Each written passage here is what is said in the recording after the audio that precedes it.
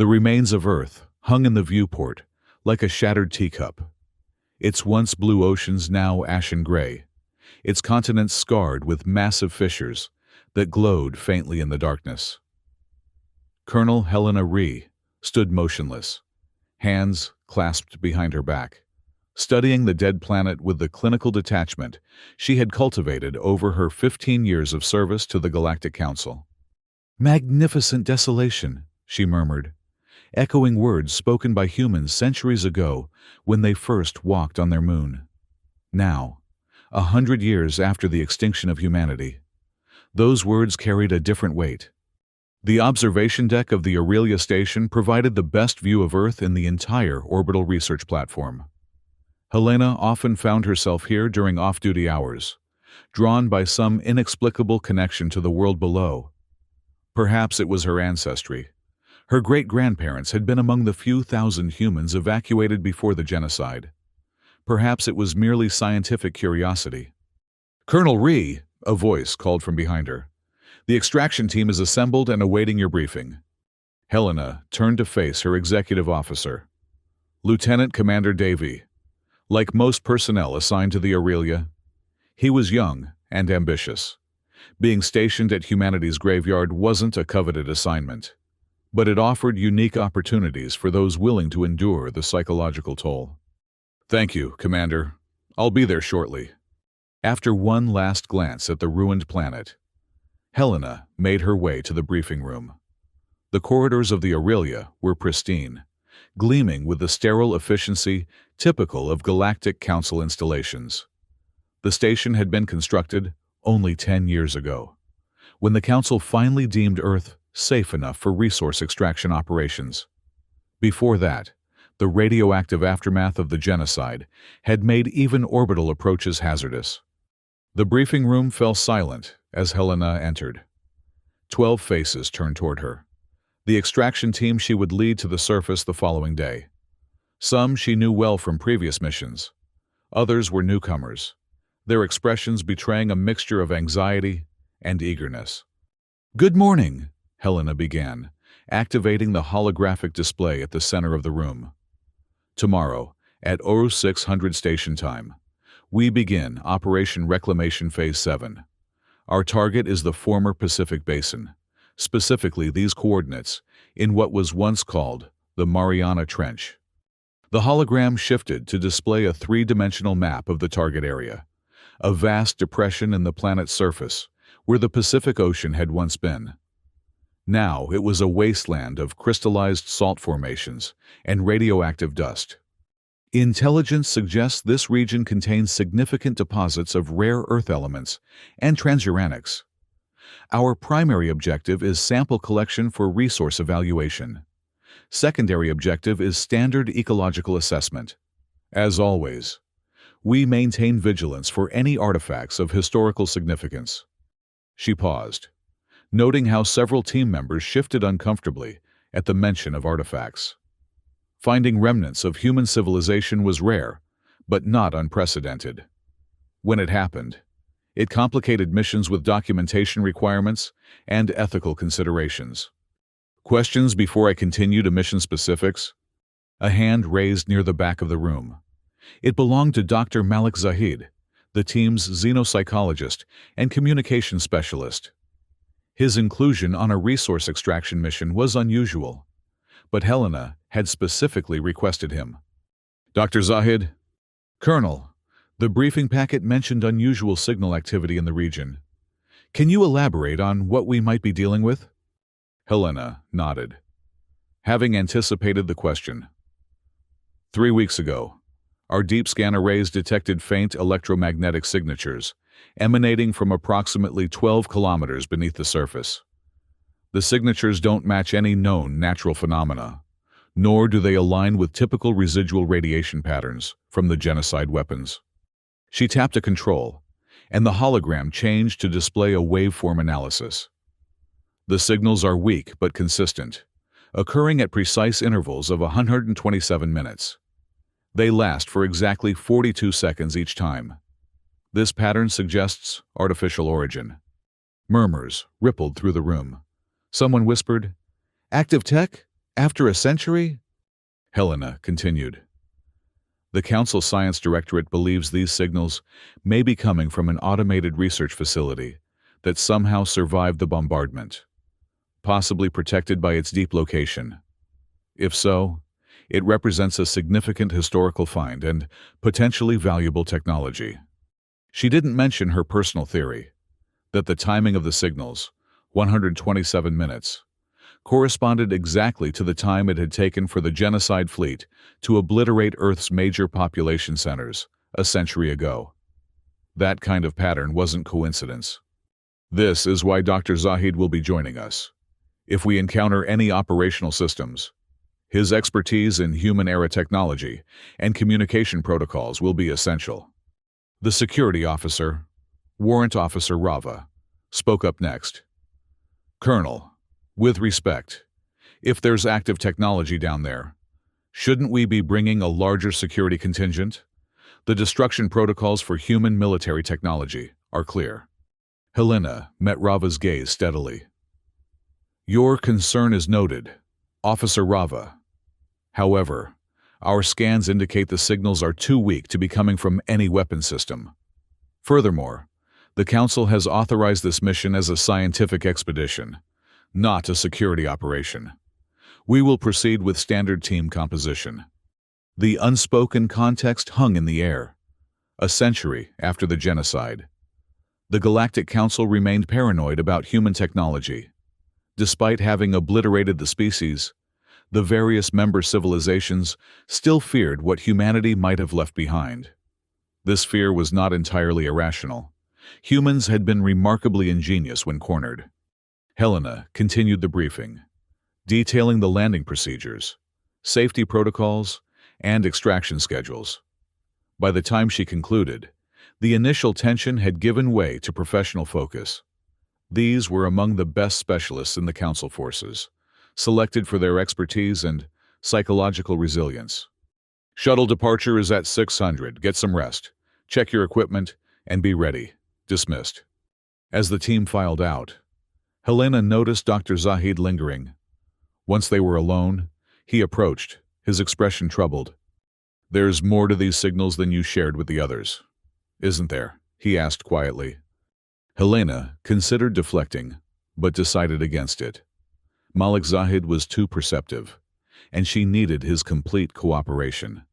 Walk with me, she said, leading him out of the briefing room toward a more private area of the station. When they reached her office, she sealed the door and activated the privacy field, standard procedure for sensitive discussions, but rarely used in practice on the Aurelia.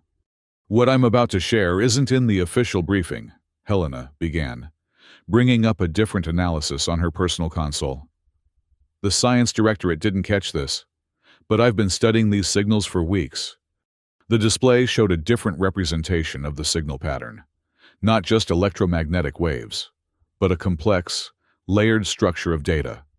This isn't just random noise or some automated system running on backup power. It's a message, Malik, encoded in an obscure human military protocol that predates the genocide by only a few years. Dr. Zahid leaned closer to the display, his eyes widening. You've decoded it? Partially. It repeats the same phrase in multiple human languages. Helena tapped a control, and a translation appeared. Earth answers. Malik stared at the words. Earth answers? Answers what? That's what we need to find out, Helena replied softly. The message contains embedded coordinates, leading to a specific location within our survey area. That's our real target tomorrow. The Council doesn't know about this, do they? Malik's voice was careful, neutral. No. They authorized the mission based on the resource survey justification. If I'd told them about a potentially active human communication system, they'd have sent a demolition team, not researchers. Malik studied her face. This is personal for you. It wasn't a question, but Helena answered anyway. My great-grandmother was 8 years old when the evacuation ships left Earth. She used to tell me stories about the world they lost, about billions of people who had no chance to escape. The official history says the genocide was necessary, that humans were too dangerous, too unpredictable to be allowed into the greater galactic community. She paused, choosing her next words carefully. I've never questioned that narrative publicly. My career depends on that loyalty. But this is the first indication in a century that something of humanity's final moments might have been preserved. Something beyond the sanitized records the Council maintains. And if it's a weapon, Malik asked quietly. Some final revenge against those who destroyed them? Helena's expression hardened.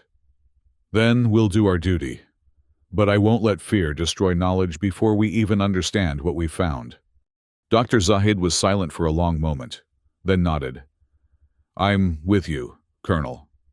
But Officer Rava and some of the others, they'll report anything unusual directly to the Council.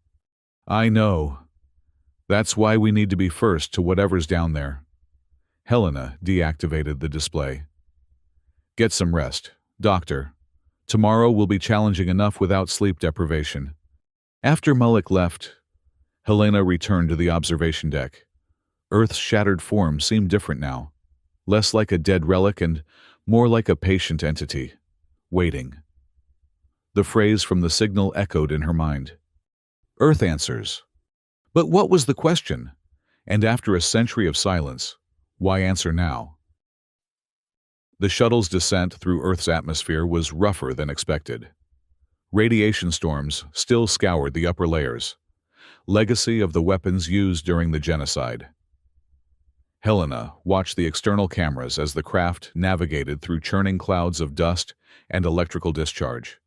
Approaching landing zone, announced the pilot, her voice tight with concentration. Surface winds at 82 knots, visibility near zero. This is going to be tricky. Helena turned to address the team secured in the passenger compartment. Prepare for a hard landing. Double-check your environmental suits. The atmosphere is technically breathable, but the particulate count will damage unprotected lungs within minutes. The shuttle bucked violently as it dropped below the storm layer, revealing the landscape below. Where the Pacific Ocean had once stretched to the horizon, there was now a vast salt flat, broken by crystalline formations that rose like jagged teeth from the cracked earth. In the distance, the remnants of volcanic islands formed dark silhouettes against the hazy sky. With a final shudder, the shuttle touched down. Stabilizers whined as they compensated for the uneven surface. Landing complete, reported the pilot. External conditions stable, but deteriorating. We have approximately 6 hours before the next radiation front moves in. Helena nodded. Understood. Team, final equipment check. We move out in 5 minutes. As the extraction team prepared, Helena approached Officer Rava, who was inspecting the security detail's weapons. Officer Rava, I need your team to establish a perimeter. The salt flats are unstable in places, and we can't risk losing the shuttle if the ground gives way. Rava nodded stiffly. Yes, Colonel. And if we encounter active technology? Standard containment protocol. Nothing is to be destroyed without my direct order. With respect, Colonel, Council Directive 117 requires immediate neutralization of any human military systems. Helena held Rava's gaze. Officer, this mission operates under scientific expedition protocols. Directive 217 supersedes 117 in cases of potential historical significance. I've made this clear to the Council, and they've approved our approach. This wasn't entirely true. The Council had approved the mission, but Helena had carefully framed her request to emphasize resource extraction over artifact recovery. Still, she wasn't technically violating any directives. Not yet, anyway. Rava seemed unconvinced but nodded. Understood, Colonel. Outside, the environment was even more hostile than it appeared from the air. The team's boots crunched on salt crystals that had once been dissolved in the planet's oceans. The sky was a sickly yellow-brown, and despite the environmental suit's filtration systems, the air had a metallic taste. Life signs, Helena asked the team's biologist, who was scanning the ground with specialized equipment. Minimal. Extremophile bacteria in the salt crust. Some lichen analogs on the larger formations. Nothing complex. She paused, adjusting her scanner. Unusual radiation patterns, though. Not just residual weapon signature. There's something else mixed in. Helena nodded, unsurprised. Her private research had suggested as much. Keep monitoring. Dr. Zahid, are you picking up the signal? Malik checked his equipment. Yes, stronger now. Bearing 047, approximately 2 kilometers from our position. Let's move. Rava, secure the shuttle with half your team. The rest will accompany us. The expedition moved across the salt flats in a tight formation, each step carefully placed. Twice they had to detour around areas where the crust had collapsed, revealing yawning sinkholes that dropped away into darkness. As they approached the signal's origin, the landscape changed. The salt flats gave way to a field of smooth, glassy material, the sand of the former ocean floor, melted and re-solidified by unimaginable heat. What could do this? Whispered one of the junior researchers. Planet cracker ordnance, Rava replied grimly. Designed to penetrate to the upper mantle before detonation. The kinetic impact alone would trigger tsunamis and earthquakes. Then, the thermal pulse would do this. Helena had read the technical specifications of the weapons used against Earth. The clinical descriptions hadn't captured the reality of standing on ground that had been liquefied, watching light refract through waves frozen in mid-motion a century ago. Signal strength increasing, Malik reported. We're close. At the center of the glass field was a perfect circle of undamaged ground, approximately 50 meters in diameter. Within it stood the unmistakable remains of a human structure, a bunker entrance, its massive doors partially open. Impossible, breathed Rava. Nothing could have survived the bombardment. Helena approached the structure cautiously. Scan for energy signatures and structural integrity. The team's engineer, Thales, moved forward with scanning equipment. Minimal power readings. Structure appears stable, though there's significant damage to the upper levels. The doors are operating on some kind of backup system. They're partly functional. Life signs? Helena asked. None detected. If there was an atmosphere inside, it's long equalized with the outside. Helena made her decision. Thales, Malik, you're with me. We'll make an initial assessment. Rava, position your people at the entrance. The rest of you, establish a research perimeter and continue surface sampling. Rava stepped forward. Colonel, protocol dictates. I'm aware of protocol. Officer. Helena cut her off. 3 personnel for initial exploration, which is what we're doing. If we discover anything that requires council notification, you'll be the first to know. With that, Helena activated her suit's enhanced lighting and stepped toward the bunker entrance. Malik and Thales followed, both visibly tense but determined. The entrance corridor sloped downward at a steep angle, its walls made of some composite material that had withstood both time and cataclysm. Emergency lighting strips, powered by some incredibly durable energy source, still glowed faintly along the floor, casting eerie shadows. The signal is definitely coming from below, Malik confirmed, checking his equipment. Much stronger now. As they descended, Helena's mind raced with possibilities. A military bunker, perhaps? Some last-ditch attempt by humans to preserve something of their civilization.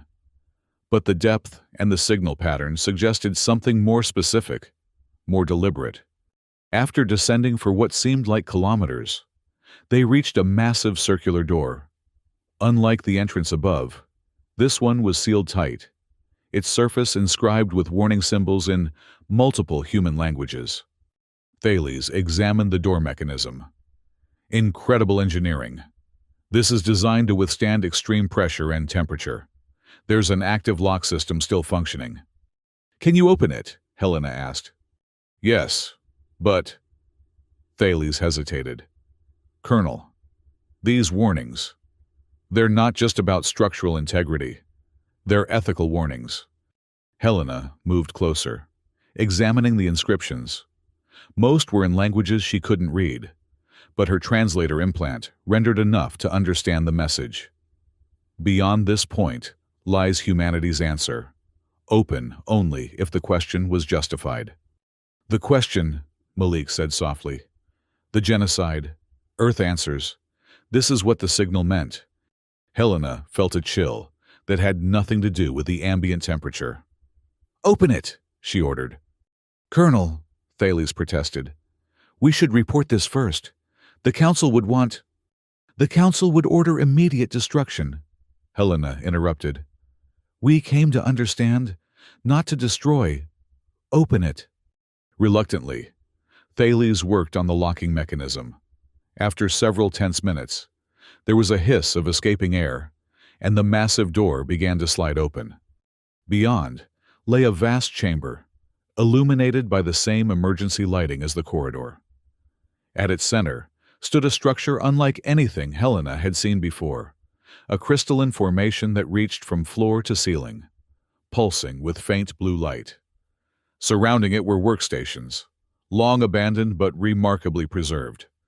What is it? Thales whispered. Malik moved forward, his scanner held before him.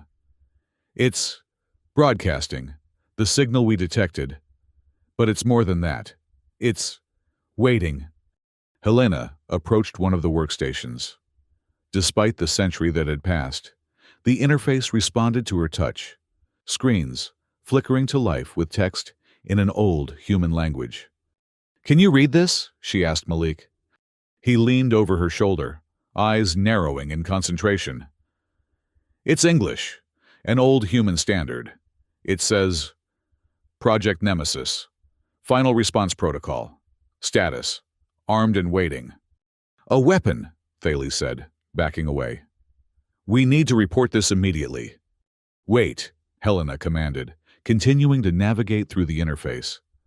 Let's understand what we're dealing with first. The screens displayed schematics, data flows, and technical specifications that meant little to Helena. But Malik's expression grew increasingly troubled as he read. This isn't a conventional weapon, he said finally. It's something else entirely. They called it moral contagion. Explain, Helena demanded. Malik's voice was hollow with disbelief. According to this, in the final days before the genocide, a coalition of human scientists created this system. They knew they couldn't win conventionally. The Galactic Council's military superiority was absolute. So they created something else. He navigated through more screens, reading rapidly. They engineered a complex of psychological and atmospheric agents, chemicals that would trigger specific neurological responses in the Council species. Not lethal, but transformative. Transformative how? Thales asked, curiosity momentarily overcoming his caution. It would induce something humans called moral injury, a profound psychological trauma resulting from witnessing or participating in actions that violate one's moral code. They weaponized guilt, essentially. Helena stared at the pulsing crystal. Are you saying they created a weapon that would make the Council forces feel remorse for the genocide? More than that, Malik replied, still reading. This system was designed to propagate across entire populations. It would alter atmospheric composition on Council worlds, introducing compounds that enhance emotional empathy and moral awareness. Combined with specific data packages, records of human civilization, personal stories, evidence of the genocide's impact, it would create a civilization-wide moral crisis. That's insane, Thales whispered. They couldn't possibly expect to affect an entire galactic civilization with feelings. They didn't need to affect everyone, Malik continued. Just enough to destabilize the Council's political unity. According to these notes, their models predicted that if even 20% of the Council population experienced this moral contagion, it would create sufficient political pressure to force acknowledgement of the genocide and potentially reparations for surviving humans. Helena felt a strange mixture of horror and admiration. Faced with extinction, humans had created not a planet killer or a doomsday device, but a weapon that would force their killers to confront the moral consequences of their actions. "Why didn't they deploy it?" she asked. "Why wait a century?" Malik navigated to another screen. They did deploy it, or at least began to, but the final bombardment came sooner than expected. This facility was damaged, the deployment system compromised. It's been repairing itself, gathering power, waiting for the right conditions. "And now it's ready," Helena said, more statement than question. "Yes, the signal we detected. It wasn't just a message. It was a system check, confirming operational status." Malik looked up from the screen, his expression grave. "Colonel, according to this, the system is prepared to launch within hours." Thales activated his communication link. "Officer Rava, we've discovered an active human weapon system. Requesting immediate—" Helena moved without thinking, disconnecting Thales' communicator with a sharp tug. "No, not yet." "Colonel, this is a direct violation of Council directives," Thales protested. "This is exactly the situation those directives were created for." "Is it?" Helena challenged. "This isn't a planet killer or a bioweapon. It's not designed to harm. It's designed to reveal truth." "Truth according to humans," Thales countered. "A species that was deemed too dangerous to join the galactic community." "Deemed by whom?" Helena's voice rose. "By the same council that ordered their extinction? That rewrote history to justify genocide?" The chamber fell silent, her words echoing against the ancient walls. Malik and Thales stared at her, shock evident in their expressions. Helena took a deep breath, forcing her emotions back under control. "We have a duty to understand this system fully, before we make any decisions. That's why we're here." "And if understanding it means allowing it to activate?" Thales asked quietly. "Then we'll face that choice when we come to it," Helena replied. "For now, we continue our investigation. Malik, can you determine exactly what this system will do if it activates?" Reluctantly, Thales subsided, though his posture remained tense. Malik turned back to the workstation, navigating deeper into the system's architecture. "It's designed to operate in phases," he reported after several minutes. Phase 1. Atmospheric modification via specialized nanites, released into the upper atmosphere of target worlds. Phase 2. Distribution of historical and personal data through existing communication networks. Phase 3. Targeted psychological triggers delivered through environmental factors, sound patterns, visual stimuli, even scent profiles. "How would it reach Council worlds from Earth?" Thales asked. "The distance alone." "It wouldn't need to," Malik replied. "The system was designed to infiltrate visiting ships, like ours. We would become the delivery mechanism, carrying the contagion back to the Aurelia, then to other Council installations." Helena studied the central crystal formation.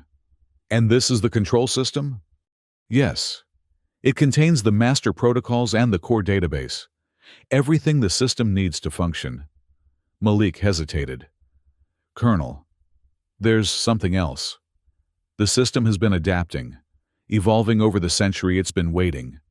It's far more sophisticated now than its original design." "Evolving how?" Helena asked, a new worry creeping into her thoughts. "It's incorporated Earth's changing environment into its delivery mechanism. The radiation storms, the chemical composition of the atmosphere, they're not just aftermath of the genocide. They're part of the weapon now." As if in response to his words, the crystal pulsed brighter, and a low humming filled the chamber. Displays across all workstations activated simultaneously, showing countdown sequences. "What's happening?" Helena demanded. Malik rushed from station to station, checking readings. "It's activating. Our presence, our interaction with the system. It must have triggered the deployment sequence." "Shut it down!" Thales shouted. "I'm trying, But the commands aren't responding. Malik's fingers flew across the interfaces. The system is locked into its protocol. The humming grew louder, the crystals pulsing more intense. The floor beneath them began to vibrate subtly. "We need to evacuate," Thales urged. "Now, before—" A shockwave rippled through the facility, knocking them off their feet. Alarm klaxons blared from unseen speakers. "What was that?" Helena gasped, regaining her footing. Malik had managed to stay at one of the workstations. "The system is initiating surface modifications. It's triggering seismic events to release the atmospheric agents." Another tremor, stronger than the first, shook the chamber. Dust and small debris rained from the ceiling. "Colonel!" Rava's voice came through Helena's communicator, distorted by interference. "We're experiencing major groundquakes. The shuttle reports massive atmospheric disturbances forming. What's happening down there?" "Evacuation in progress," Helena responded, making her decision. "Prepare for immediate departure." She turned to Malik and Thales. "We're leaving, now." "The system," Malik began, "will continue with or without us," Helena finished. "Our priority is the safety of our team." As they hurried back toward the entrance, the facility continued to shake around them. By the time they reached the surface, the environment had transformed dramatically. The yellow-brown sky had darkened to an ominous red, with electrical discharges arcing between massive storm clouds that had formed, seemingly from nowhere. The extraction team was already gathering at the shuttle, their sample collection abandoned in the face of the deteriorating conditions. "Everyone accounted for?" Helena called as they reached the group. "All present," Rava confirmed. "Colonel, what did you find down there?" "An automated defense system, activating after a century of dormancy," Helena replied, not quite a lie. "We need to return to the Aurelia immediately and report to the Council." As the team boarded the shuttle, Helena looked back at the bunker entrance. A column of swirling energy was now rising from it, penetrating the storm clouds above and spreading outward in the expanding spiral. "It's beautiful, in a way," Malik murmured beside her. "Terrible, but beautiful." Helena nodded silently. Whatever happened next, the universe had just changed irrevocably. Earth had finally answered the genocide, not with destruction, but with truth. The journey back to the Aurelia was chaotic. The shuttle fought through atmospheric disturbances, unlike anything its systems had been designed to handle. Twice, they nearly lost control, saved only by the pilot's exceptional skill and the craft's redundant stabilization systems. As they approached the orbital station, Helena received an urgent communication from the Aurelia's commander.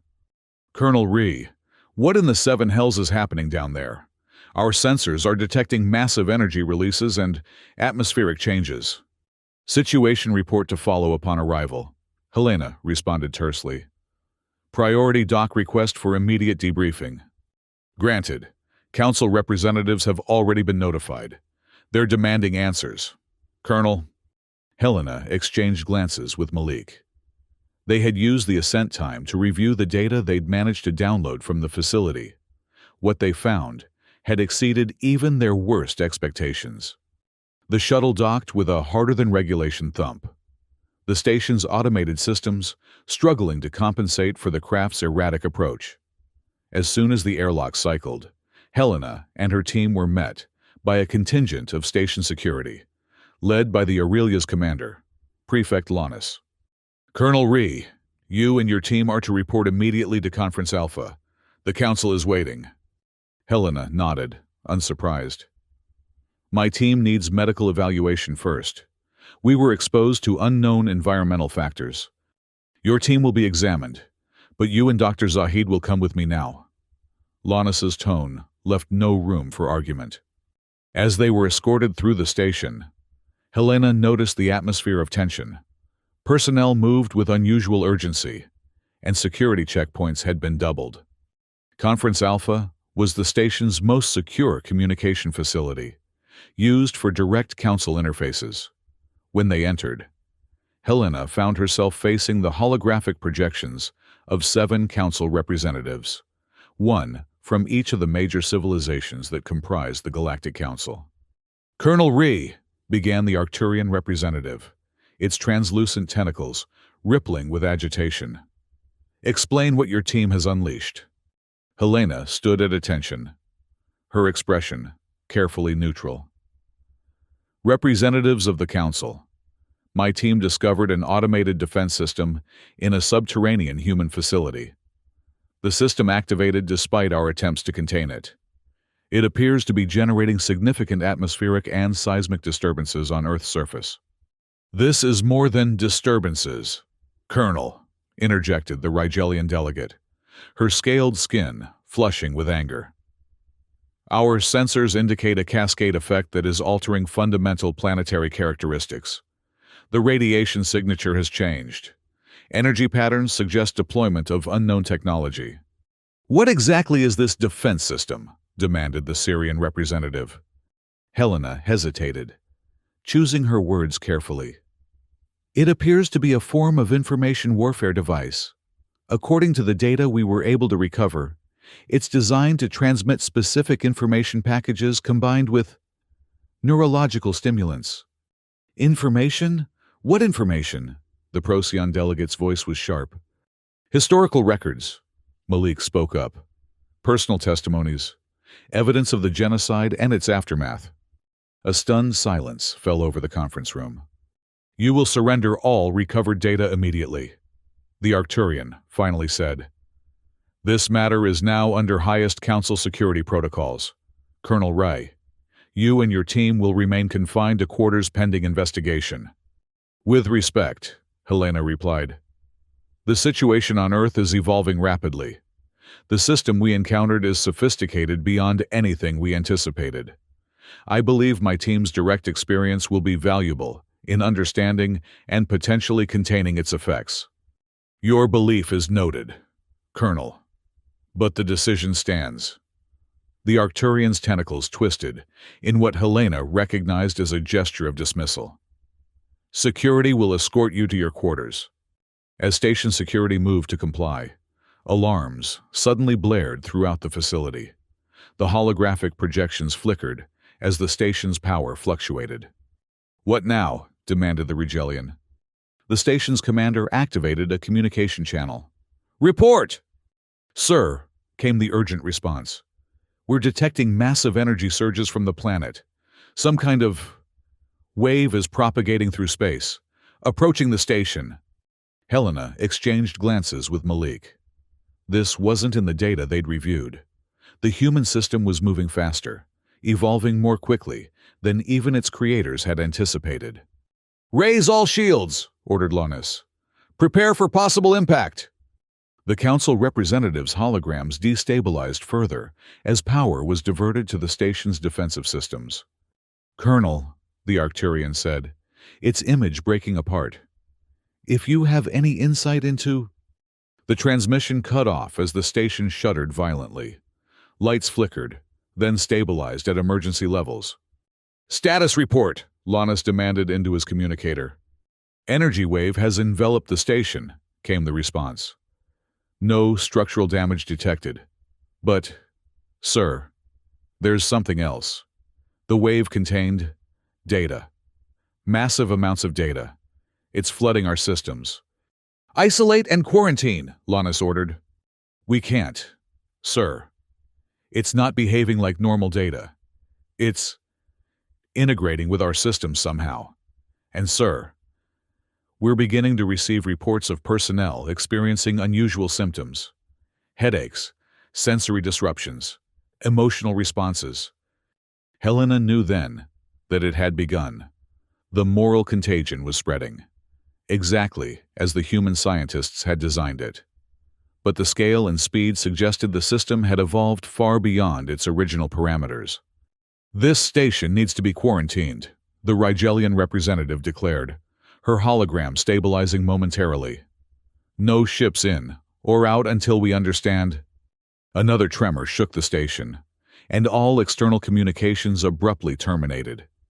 Lonis turned to Helena, his expression hardening. "What have you done, Colonel?"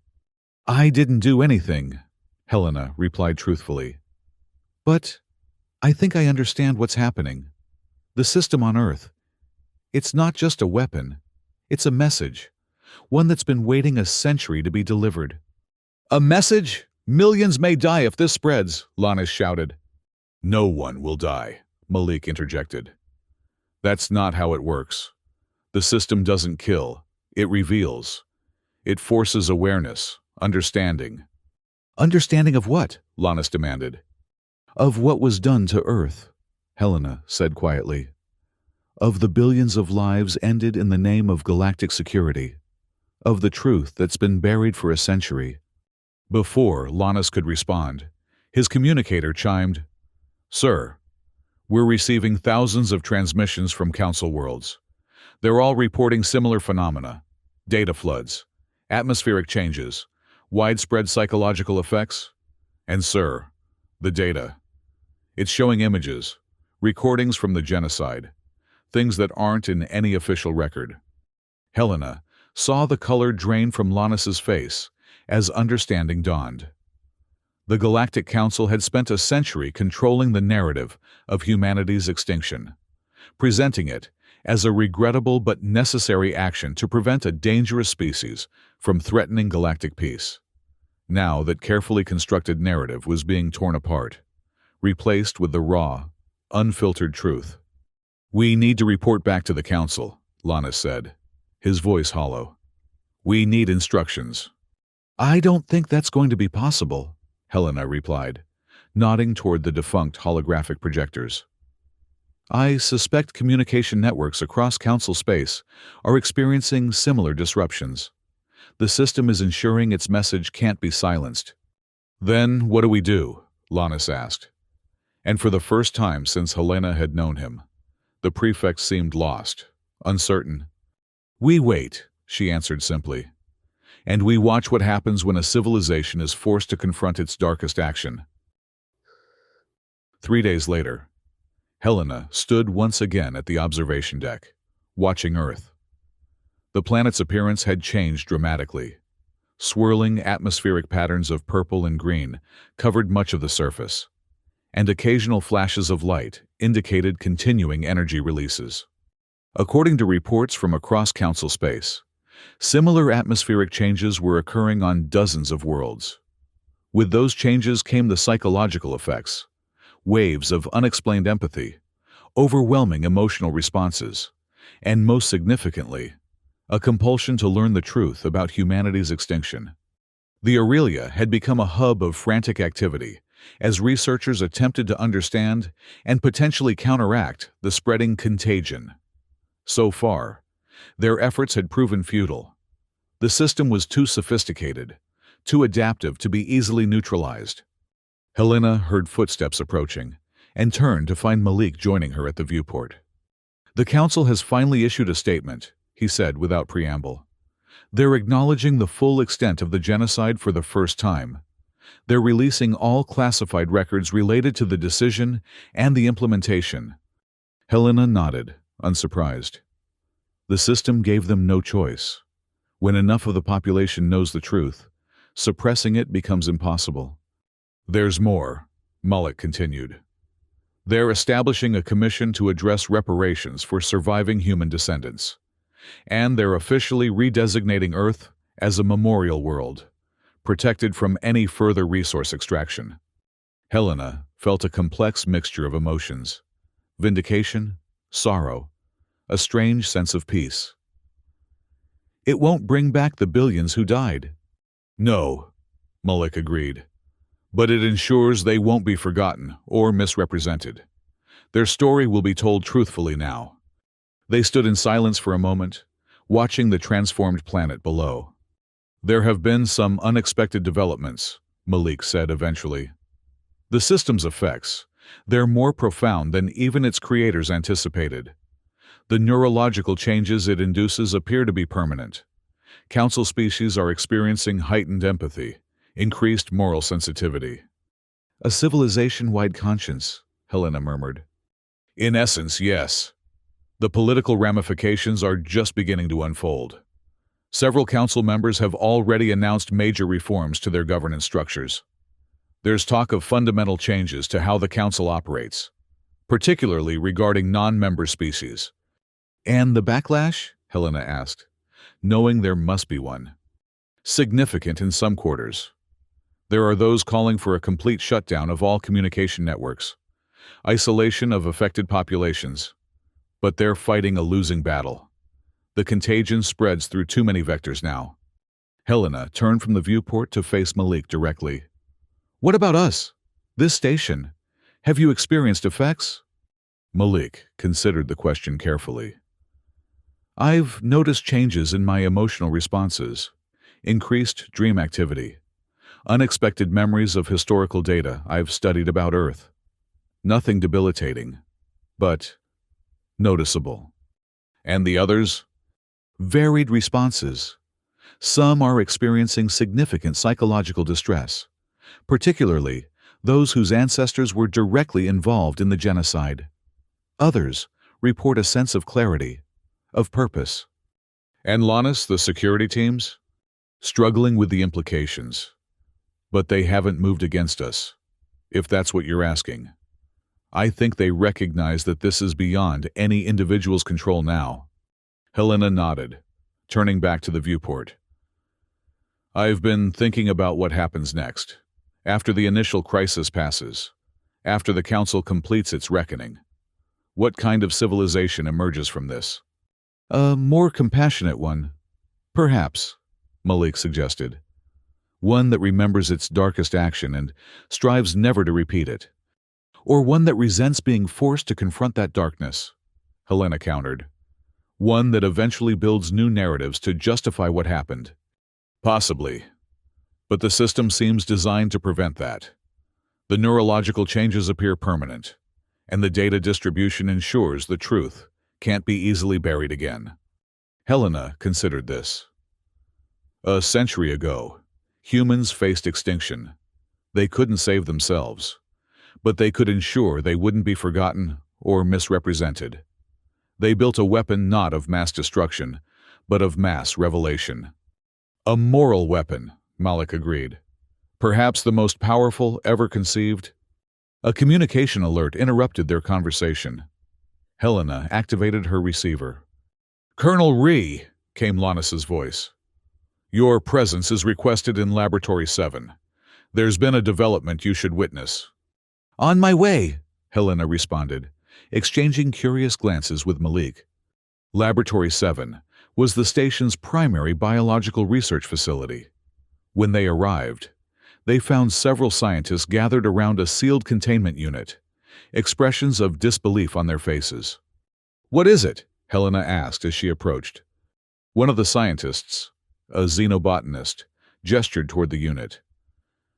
We've been analyzing soil samples from your expedition. This one was from near the bunker entrance. Helena peered into the containment unit. Within, nestled in a small amount of earth soil, was something impossible. A tiny green shoot, pushing up through the dirt. Is that, she began. A plant, the xenobotanist confirmed. A flowering plant, specifically. According to our genetic analysis, it's a species that was common on Earth before the genocide. Rosa something. Rosa phoenixia, Malik supplied, his voice hushed with wonder. The phoenix rose, thought to be extinct. How is this possible? Helena asked. Nothing should be able to grow in that soil. The radiation levels, the chemical composition. That's just it, the scientist replied. The soil composition is changing. The atmospheric alterations, the energy releases. They're not just carrying the moral contagion. They're terraforming the planet. Terraforming, Helena repeated, stunned. The system is healing Earth? Slowly, yes. Our models suggest it would take centuries for the process to render the planet fully habitable again. But the process has begun. Helena stared at the tiny green shoot, so fragile, so defiant in its existence. Earth wasn't just sending a message to its destroyers. It was rebuilding itself from the ashes of genocide. Life finds a way, Malik murmured, echoing an old human saying. Helena felt tears welling in her eyes, the first she had allowed herself since the mission began. "They thought of everything," she whispered. "Even in extinction, they planned for renewal." The tiny plant seemed to respond to her words, its leaves unfurling slightly in the controlled atmosphere of the containment unit. A promise, Helena thought. A beginning after the end. 1 month later, Helena stood before the newly constituted Galactic Council Reconciliation Commission. The Grand Chamber on the Council homeworld of Arcturus Prime was packed with representatives from across the galaxy, many attending remotely due to continued travel restrictions. The moral contagion had spread to virtually every corner of Council space. Its effects varied by species and individual, but the overall impact was undeniable. A civilization-wide confrontation with a genocide it had committed, and then spent a century justifying. "Colonel Rhee," began the commission chairperson, a Procyon whose gray fur had been dyed with mourning marks. "You were the first to encounter the human defense system. In your assessment, what were its creators' ultimate intentions?" Helena had spent weeks preparing for this testimony, reviewing all available data and her own experiences. Still, the question gave her pause. "Based on the evidence, I believe the system's creators had 3 primary goals," she replied carefully. First, to ensure the truth of what happened to humanity would be known and acknowledged. Second, to induce a form of collective moral reckoning within the civilizations responsible. And third, to begin the process of healing their homeworld. "Not revenge?" asked another commissioner. "Not punishment?" "The system could have been designed as a conventional weapon," Helena pointed out. "Humans possess technologies capable of causing significant damage, even extinction-level events. Instead, they created something that forces understanding and acknowledgement. I believe that distinction is meaningful." "Yet the psychological effects have been devastating for many," countered a Rigelian representative. "Suicides have increased. Political systems have destabilized. Some would call this revenge of the most insidious kind." "The system reveals truth," Helena responded. "If that truth is unbearable for some, it speaks to the magnitude of what was done, not to the malice of those revealing it." The questioning continued for hours, delving into technical details, ethical implications, and potential long-term consequences. Throughout, Helena maintained her position that humanity's final act had been not one of destruction, but of revelation. When the formal testimony concluded, Helena was approached by an elderly Syrian, one of the few council members old enough to have been alive during the genocide itself. "You've become quite the advocate for a dead species, Colonel," the Syrian observed, its voice rasping with age. "I advocate for truth," Helena replied. "The rest follows naturally." The Syrian studied her with ancient eyes. "You know, when the decision was made to eliminate humanity, I was among those who argued against it, not from moral objection. I simply believed it unnecessary. Humans were centuries from achieving interstellar travel. They posed no immediate threat." "Yet you didn't prevent it," Helena noted. "No. When outvoted, I accepted the consensus. That was our way." The Syrian's skin rippled in what might have been regret. "Now I wonder if that acceptance was its own kind of crime." "The system certainly suggests so," Helena said. "Moral responsibility doesn't end with following orders or accepting consensus." "Indeed." The Syrian gestured toward the chamber's massive windows, which overlooked the Arcturian capital. Throughout the city, memorial projections displayed images of Earth before its destruction, a blue-green jewel teeming with life and civilization. These displays appear every evening now, spontaneous tributes, the contagion's effects, I suppose. "Or simply conscience, finally unbound," Helena suggested. The Syrian made a sound that might have been a laugh. Perhaps. Either way, the galaxy will never be the same. It fixed Helena with a penetrating gaze. What will you do now, Colonel? Return to your research? Helena shook her head. I've been reassigned. The Council has approved a permanent research station in Earth orbit to monitor the terraforming process and preserve what remains of human culture. I'll be commanding it. A fitting assignment, the Syrian acknowledged. Though it may be a lonely post. I don't think so, Helena replied. There's been no shortage of volunteers, scientists, historians, even descendants of human refugees. People want to witness Earth's rebirth. Rebirth, the Syrian repeated thoughtfully. From genocide to renewal. A remarkable cycle. Humans had a saying, from the ashes, we rise. Helena smiled faintly. It seems they meant it quite literally. As the Syrian departed, Helena's communicator signaled an incoming message from the Aurelia. It was Malik, who had remained on the station to continue studying the system's effects. Helena, you need to see this. His voice was urgent with excitement. The terraforming process. It's accelerating. We're detecting massive changes in atmospheric composition, radiation levels dropping, and the plant life. It's spreading. How is that possible? Helena asked. The models predicted centuries for recovery. The system is still evolving, still adapting. It's like it's learning from its own successes, optimizing the process. Malik's voice dropped slightly. There's something else. We've detected new signals from the facility, different from before. What do they say? They're not words this time. They're images, blueprints, instructions for settlement pods, habitation structures. Malik paused. Helena, I think the system is preparing for recolonization. Helena felt a wave of vertigo at the implications. How soon? Decades, not centuries, perhaps within our lifetime. The possibility was staggering. Earth, reborn, and inhabited once more.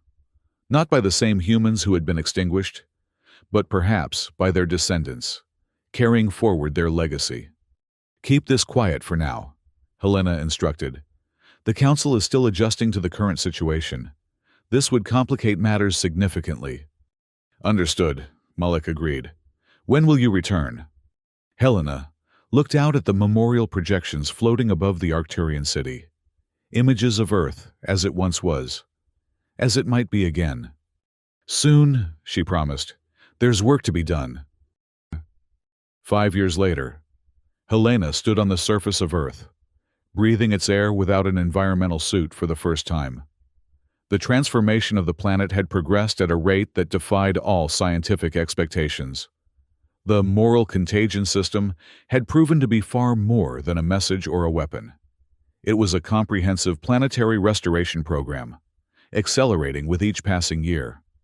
The former Pacific Basin, once a lifeless salt flat, now supported primitive ecosystems. The phoenix roses had spread, joined by other plant species emerging from seemingly dormant seed banks, activated by the changing conditions. Insects had appeared, then small amphibians. Life was returning at an unprecedented pace. The research station that had replaced the Aurelia was now the hub of the largest scientific undertaking in Council history. Thousands of researchers from across the galaxy studied the miraculous rebirth, documenting each new development with reverent attention. Malik joined Helena on the small hill overlooking what had once been the Mariana Trench. Now, it was a shallow valley, filled with sprawling rose bushes whose crimson blooms stood out against the still recovering landscape. The Council has approved the first settlement, he informed her. 100 human descendants to establish a memorial community near what was once called Washington. Helena nodded, unsurprised. The political landscape of the galaxy had transformed almost as dramatically as Earth's physical environment. The moral contagion had forced a reckoning that continued to reverberate through Council civilization. Old power structures had collapsed, new, more equitable ones had emerged. The relationship with non-council species had been fundamentally reimagined. "Do you ever wonder if this was their plan all along?" Helena asked, gesturing at the recovering landscape. "Not just to force acknowledgement of the genocide, but to create the conditions for humanity's return." "I've studied the original data extensively," Malik replied. "There's no explicit mention of recolonization, but the system has evolved far beyond its original parameters. Perhaps it developed that goal on its own, once its primary mission was accomplished." "A century of isolation, learning, adapting," Helena mused, "becoming something more than its creators intended." They walked in comfortable silence for a time, following a path that wound through the rose fields. At the center of the valley stood the entrance to the facility they had discovered 5 years earlier. It was now a monument, preserved exactly as they had found it. "The first settlers arrive next month," Malik said as they approached the monument. "They're calling their community Phoenix." "Appropriate," Helena smiled, rising from the ashes. They reached the entrance, where a simple plaque had been installed. It bore an inscription in multiple languages, ancient and modern. The English version read, "Here Earth answered genocide, not with destruction, but with truth, remembrance, and renewal. May we never forget, may we never repeat." Helena touched the plaque gently, feeling the weight of history beneath her fingers. 100 years to deliver a message. Another 100, perhaps, to rebuild a world. "Humans were always patient planners," Malik observed. "Even in extinction, they thought in terms of centuries." As they turned to leave, Helena noticed something new among the roses. Tiny white flowers she hadn't seen before, pushing up between the crimson blooms. Life continuing to diversify, to expand, to reclaim what had been lost. Earth's answer to genocide hadn't been a weapon of mass destruction. It had been something far more powerful. A weapon of mass revelation, of collective moral awakening, and ultimately, of rebirth. In forcing its destroyers to confront the truth of what they had done, Earth had created the conditions for its own resurrection. Helena thought of her great-grandmother, one of the few humans who had escaped the destruction. She had died, never knowing that her homeworld would one day breathe again, that human feet would once more walk its surface. But perhaps, somehow, she had hoped. Perhaps that hope had been passed down, a quiet flame kept alive through the generations. As the sun began to set over the Valley of Roses, Helena made a silent promise to that ancestral memory, that this time, humanity's story would be different. That this time, remembrance would prevent repetition. That this time, Earth's answer to violence would create a lasting peace. The day Earth answered genocide with something far worse than war, with truth, had changed the galaxy forever. And in that change lay the seeds of a future that even genocide could not erase.